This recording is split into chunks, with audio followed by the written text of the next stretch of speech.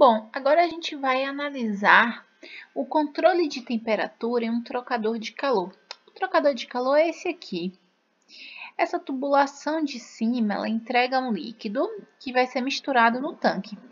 Esse líquido do tanque, ele tem que ser mantido a uma temperatura constante. E para isso, é variado a quantidade de vapor que é entregue ao trocador de calor pela válvula de controle, essa válvula aqui. A maior fonte de distúrbio desse processo é a variação na temperatura. Ok. Bom, primeiro eu vou simular esse processinho aberto, em loop aberto. De acordo com esse diagrama de blocos aqui. A gente pode ver que a entrada ele tem um tempo morto, que é do próprio tamanho da tubulação. Em seguida, o tanque começa a sentir a variação de temperatura, ele começa a cair a temperatura. Como a gente não está controlando de forma alguma, a válvula não abre e a temperatura vai caindo até ficar na mesma temperatura de entrada. Ok, isso aí só para a gente entender o processo. Com o controle feedback, o controle de realimentação comum, é esse aqui, que a gente pode ver aqui nesse diagrama de blocos. A temperatura que sai do tanque, ela volta para o controlador que calcula e manda para o processo. Pode ver aqui, ó, nesse caso, a gente tem um sensor de temperatura T, que mede a temperatura dentro do tanque, que vai para um controlador que age sobre a válvula. Vamos simular para ver como é que o processo vai responder.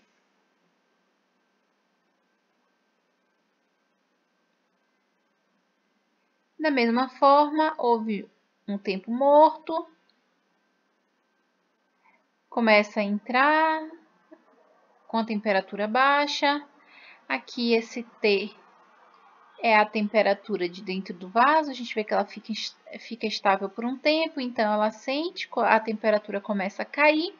Quando a temperatura começa a cair, o controlador toma uma ação, começa a abrir a válvula e aí a temperatura se estabiliza.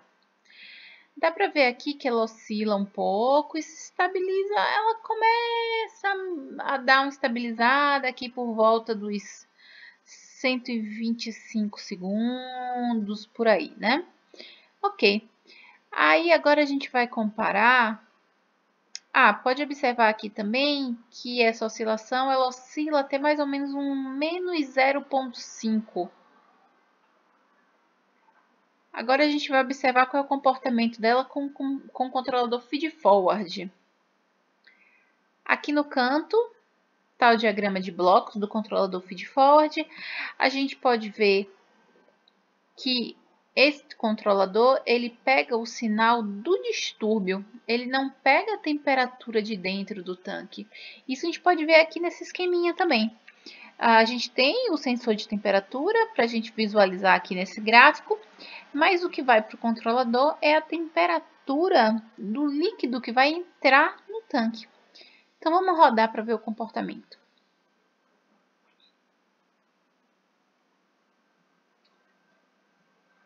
Aqui a gente pode observar, ó, que antes do tanque sentir uma queda de temperatura, o controlador ele já se antecipa e abre a válvula. E aí a gente pode ver que não há aquela queda de temperatura como no feedback. No feedback a temperatura chegou a cair até menos 0,5. Aqui ele teve uma queda bem pequenininha, deve ser 0,1, não chega a 0,2. E a gente vê também que ele estabiliza bem rápido, ele não está oscilando. Se antes ele começava a querer estabilizar aqui por volta de 125 segundos, aqui antes do 100 ele já está bem próximo do esperado.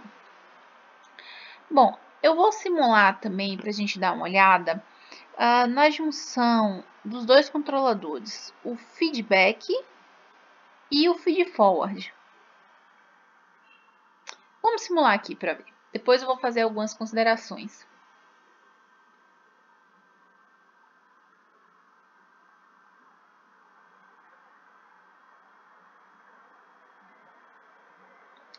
Bom, a gente pode ver aqui que no nosso caso específico, o controle com os dois controladores, ele acabou oscilando um pouquinho mais, subiu, acabou oscilando um pouquinho mais do que o feed-forward puro. Isso porque, no nosso caso, como é uma simulação, o comportamento do tanque vai ser exatamente o que a gente previu. O distúrbio vai ser medido de forma perfeita. Então, por isso, o feed-forward tem um desempenho tão bom.